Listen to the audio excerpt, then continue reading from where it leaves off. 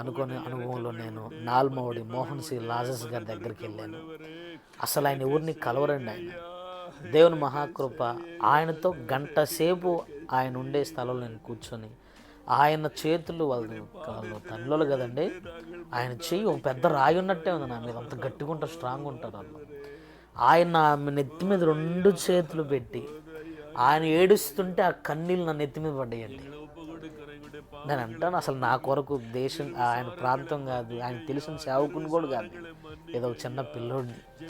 అసలు నా తల మీద 2 చేతులుంచి ఆ పరిశుద్ధాత్మ పూర్ణుడై ఆయన వాక్యం చెప్తా ఉంటే ఒకటే అన్నాడు ఆయన, ఇదిగో ఈ దాసుని మీద కృపను మీరు బాహాటముగా స్థిరపరిచి ఉన్నారు.